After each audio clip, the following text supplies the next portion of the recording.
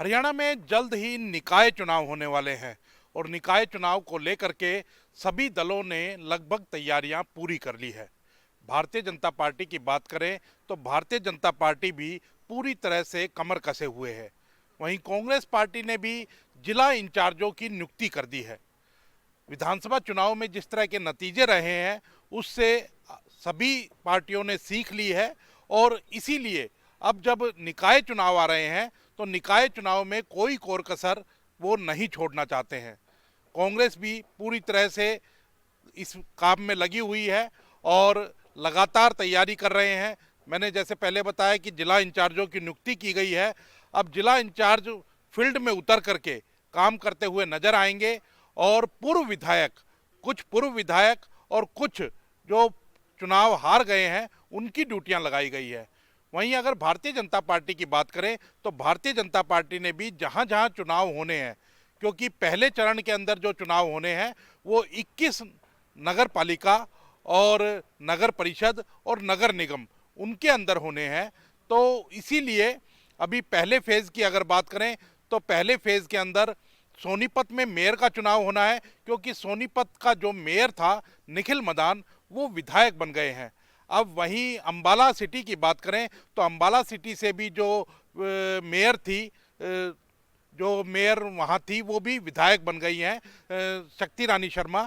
तो इसीलिए अब वहाँ भी उपचुनाव होना है और निगम में चुनाव होने हैं, परिषद में चुनाव होने हैं। तो उसके लिए अब पूरी कमर कसी हुई है। आपको बता दें कि विधानसभा चुनाव में जिस तरह से नतीजे आए हैं उसके बाद कांग्रेस ने सीख ली है और कांग्रेस लगातार बैठकें कर रही है।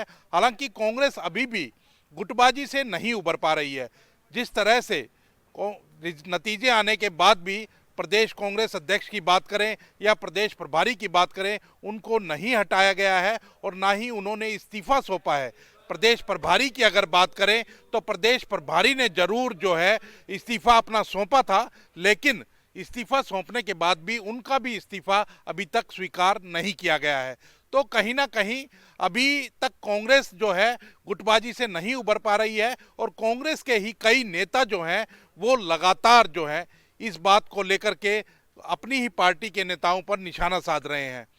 अब देखना होगा कि चुनाव आयोग जिस तरह से तैयारी कर रहा है कि 6 तारीख के बाद कभी भी चुनावों की घोषणा हो सकती है।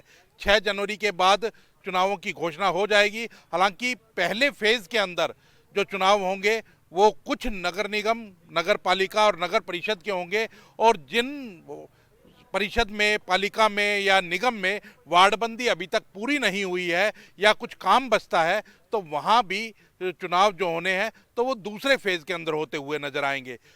हाईकोर्ट में याचिका जो लगी थी तो उसमें पहले जो है 3 फरवरी तक समय दिया गया था कि 3 फरवरी तक जो चुनाव प्रक्रिया है उसको पूरा किया जाए, लेकिन अब उसको बढ़ा करके 21 फरवरी कर दिया गया है। तो आने वाले समय के अंदर जब चुनाव होंगे तो वो 21 फरवरी तक चुनाव जो है पूरे होते हुए नजर आएंगे।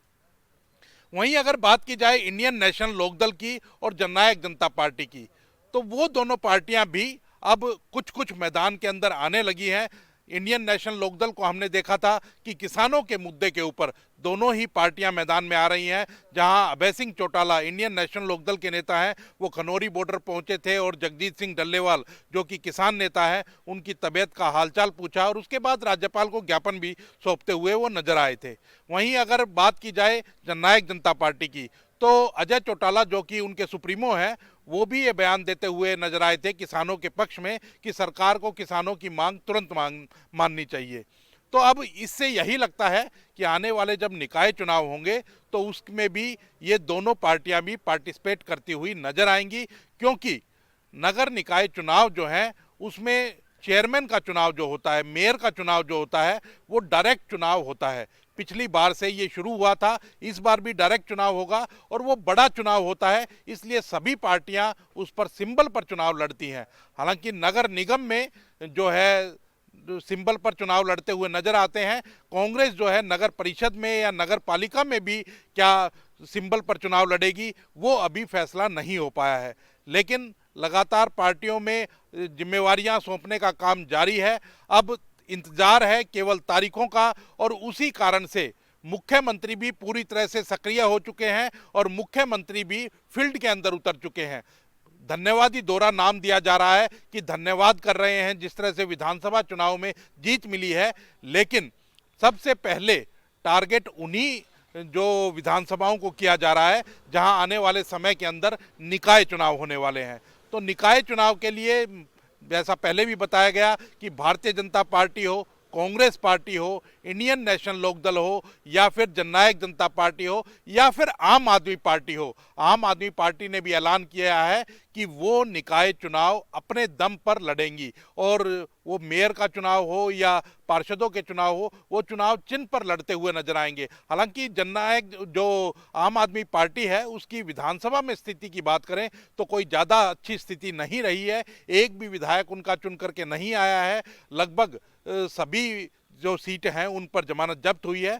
तो अब देखना होगा कि निकाय चुनाव का बिगुल बजने वाला है और उसके लिए हरियाणा भी पूरी तरह से सज चुका है, क्योंकि कई जगह निकाय चुनाव होने हैं। तो कौन सी पार्टी है वो इस चुनाव के अंदर बाजी मारती है, मेयर का चुनाव कौन जीतते हैं, ये अभी देखना होगा। और सभी जो दल है वो इसके लिए पूरी तरह से कमर कस चुके हैं। अंकित उदानी, न्यूज़ 18 चंडीगढ़।